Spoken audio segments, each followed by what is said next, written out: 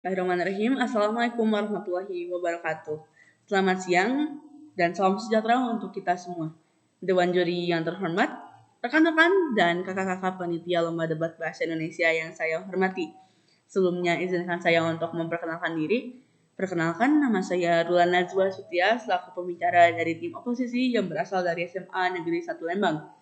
Pada kesempatan ini, saya selaku pembicara pertama bertugas untuk memaparkan definisi, menjelaskan latar belakang mosi, dan menjelaskan poin-poin argumentasi. Mosi perdebatan pada kali ini yaitu, Dewan ini akan mewajibkan orang tua untuk melakukan tes kelayakan sebagai syarat memiliki anak. Saya akan mendefinisikan mosi terlebih dahulu. Yang pertama ada orang tua.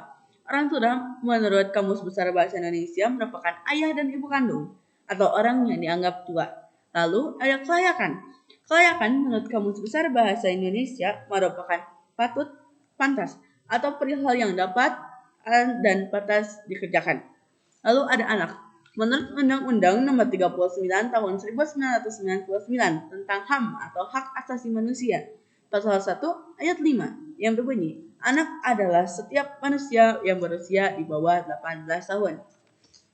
Lalu, sekarang saya akan membahas mengapa masih perdebatan kali ini sangat-sangat penting untuk dibahas.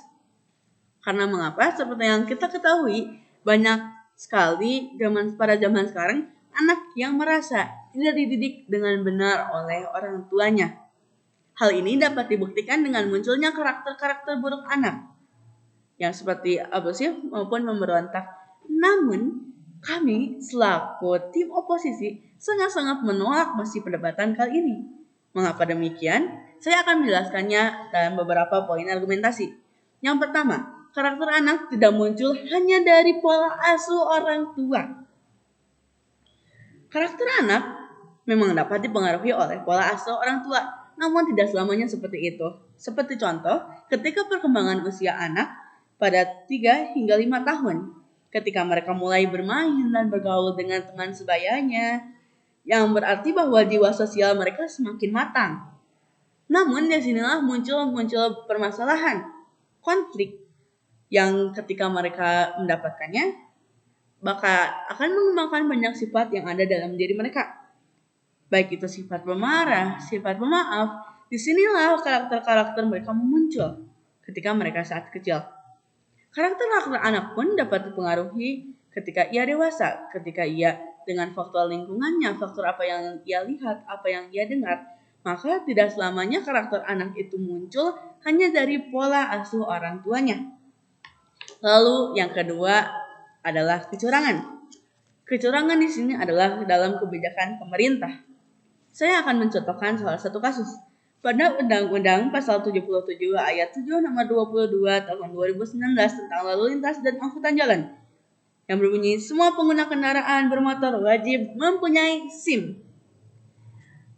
Memang seluruh kendaraan bermotor yang memenuhi standar atau 17 tahun ke atas yang dapat mengendarinya dengan melakukan proses-proses pelatihan atau pengecekan tes untuk mendapatkan SIM, itu adalah kebijakan pemerintah untuk mengurangi tingkat kecelakaan maupun hal-hal lainnya yang dapat disebabkan jika banyak sekali orang maupun anak yang menggunakan motor atau kendaraan bermotor tidak sesuai dengan waktunya. Namun seperti yang kita tahu, sayangnya, yang sangat disayangkan sekali saudara-saudaraku, bahwa sekarang banyak sekali calo dan kecurangan administrasi. Tidak dapat dipungkiri ya, istilahnya seperti menembak. Ketika seseorang hanya membayar sekian rupiah saja kepada calo dan mereka mendapatkan SIM, tapi belum tentu pengendara tersebut dapat mengendarai motornya secara baik dan benar sesuai dengan peraturan. Ketika kebijakan lama dari pemerintah belum tertangani, belum ada solusinya, dan masih banyak sekali kasus-kasus seperti ini terjadi. Ketika menambah kebijakan baru, apakah Anda yakin kebijakan tersebut akan berjalan dengan lancar, saudara-saudaraku? Selanjutnya, ada tentang biaya. Tes tidak akan jauh dengan biaya, dan pasti ada biaya. Meskipun tidak ada dari pemerintah, maka hal-hal ini dapat dimanfaatkan oleh calo-calo maupun orang-orang yang berkepentingan khusus. Maka akan ada biaya ketika melakukan tes, dan masyarakat pun akan memikirkan kembali ulang ketika memiliki anak. Ketika para masyarakat memikirkan kembali akan memiliki anak atau tidak karena biaya tersebut, maka akan menurunkan tingkat kelahiran di Indonesia.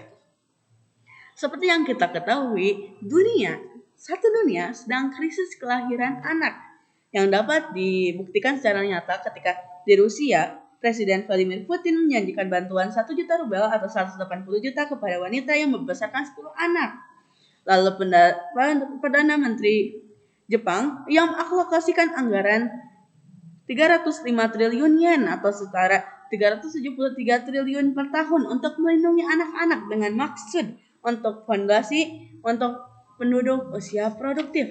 Ketika negara-negara lain berusaha untuk meningkatkan populasi, meningkatkan usia produktif, namun ketika pemerintah membuat kebijakan baru yang memungkinkan untuk menurunkan tingkat kelahiran yang ada di Indonesia, apakah Indonesia akan menambah krisis kekurangannya anak kecil?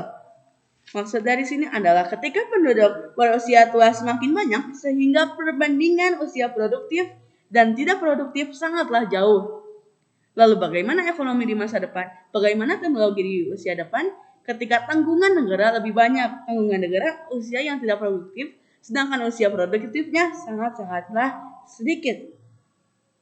Lalu ada juga kekurangan penghuni di berbagai kota maupun berbagai daerah. Seperti di Korea, di Rusia sudah terpampang jelas kurangnya populasi, kurangnya dan rendahnya tingkatnya kelahiran sangat-sangat dapat mempengaruhi kekurangan penghuni dalam suatu daerah.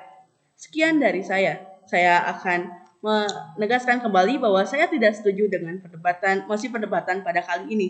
Ketika banyak kebijakan dari pemerintah yang sama seperti ini, namun belum terselesaikan, apakah ketika membuat kebijakan yang baru akan terselesaikan? Terima kasih.